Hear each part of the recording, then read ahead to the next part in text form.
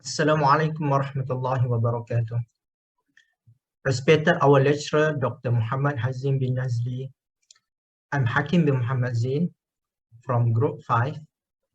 Our group members, Mr. Siban Lun Anak Langidai, Miss Nurul Fatihah binti Ismail, and Miss Azreen Illany binti Azmi.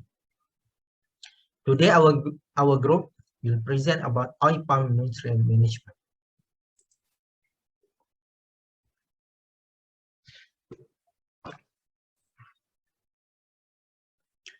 Fertilizer application is very important and costly operation in oil palm cultivation.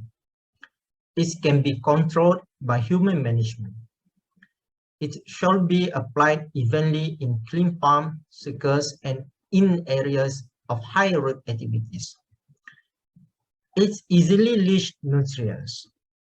Mechanical application is suitable for fertilizers. There are four objectives of fertilizer management. First, to supply each palm with adequate nutrient. Second, to apply the fertilizers in the prescribed manner. Third, to integrate the use of mineral fertilizers and palm residues. And the last one, be able to estimate the nutrient requirements. This table shows the schedule for single-stage nursery manuring. The slurry solution can be applied using a watering can with a fine rope attached or a knapsack sprayer. The application should be followed by a light watering to avoid possible leaf squash.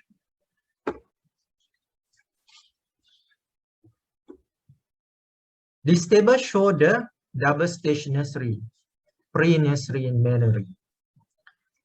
The foliar fertilizer may be applied together with fungicide like atracor or benlate and others.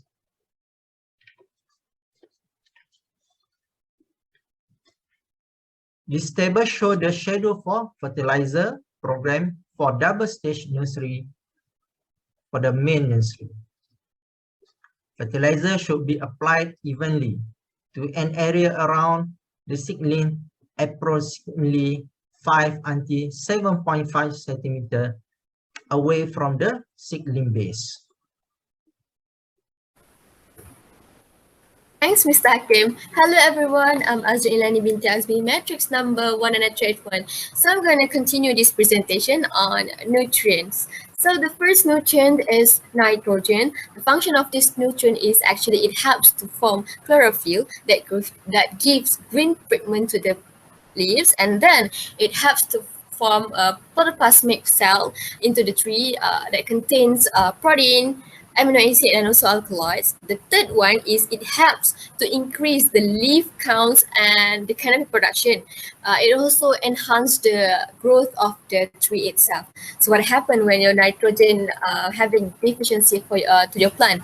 The growth of the tree is going to be slow and also stunted.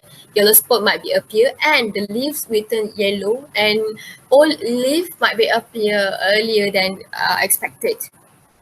And then second nutrients that I'm going to talk is about I'm going to talk about is phosphorus. The function of phosphorus is actually it helps to form root developments and also to form nucleic acid, which actually involve in the storage and also transfer of genetic information in the plant itself.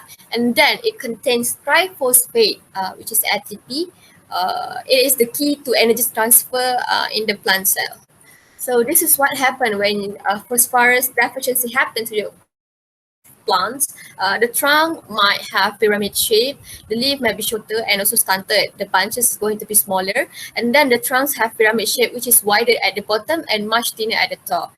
So I'm going to pass the pattern to Fatihah. Thank you for listening, guys. Bye. Assalamualaikum, and thank you for the presenter Azreen, and I will continue this presentation with potassium. It means source for K on oil palm. Potassium its function to form fruit bunch, fiber, and fruit shell. Excessive K content in palm can affect the oil content in the bunch, and K deficiency in palm often occur on sandy and peat soil. For potassium deficiency, it's here as a picture of example of a potassium and deficiency we got from source is www.iscc thesystem.org. And for first picture is yellow or orange spots with irregular shape appear on the leaf, and for the second the spot turn to orange and grow until they fuse together. Yellowing can occur on the older leaf also.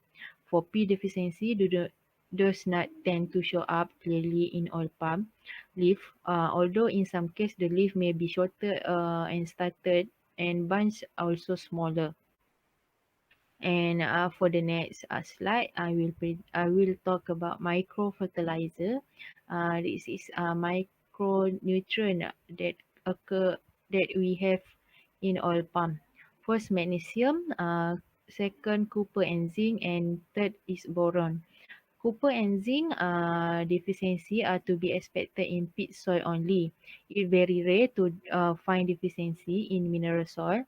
And for boron, new frond get shorter and shorter, so the top of the palm crown appear flattened, flattened, and sometimes the tip of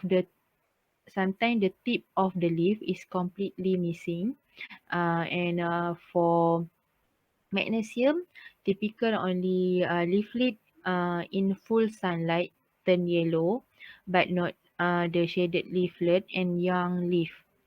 And for fertilization program, the early stage of planting always do in early stage of planting. They use a phosphate dust fertilizer. Peat soil area are needed plus with copper sulfate and zinc sulfate.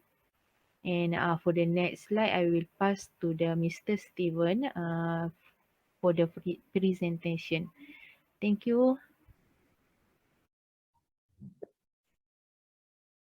Thank you, Fatihah. Okay, this is MPOB-F1 and MPOB-F2 fertilizer. MPOB-F1 is an amount sulfate-based and a composite compound fertilizer. This fertilizer contains 10% nitrogen, 5.4% phosphorus, 16% potassium, 2.7% magnesium, and 0.5% boron. It also contains high soluble sulfate and phosphate. MPOB-F2 fertilizer contains ammonium nitrate. This fertilizer is the product of CCM fertilizer Mohd in collaboration with MPOB. This fertilizer contains 10.7% nitrogen, 9.1% phosphorus, 17.3% potassium, 1.4% magnesium, and 0.5% boron.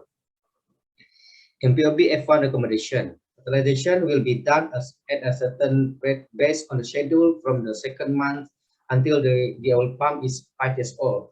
In the 6th year, fertilization will be done twice a year, which is 9.5 kg per tree if the yield is between 20 to 25 tons. If the yield exceeds 25 tons in the 6th year, fertilization should be increased to 11 kg per tree. MPOB F2 recommendation. In the 6th year, fertilization will be done every 4 months, which is 22.5 kg per tree if the yield is between 20 to 25 tons. If the yield is between 25 to 30 tons in the 6th year, fertilization should be increased by 3 kg per tree 3 times a year. Conclusion: increased production of fresh fruit bunches, FFB, is usually highly dependent on several factors such as soil, fertilization, weather, for example, rain, temperature, and light, agronomic practices, and the level of farm management. Good oil palm plantation management can provide high returns if it produces a lot of quality FFB and good market price of oil palm. Thank you.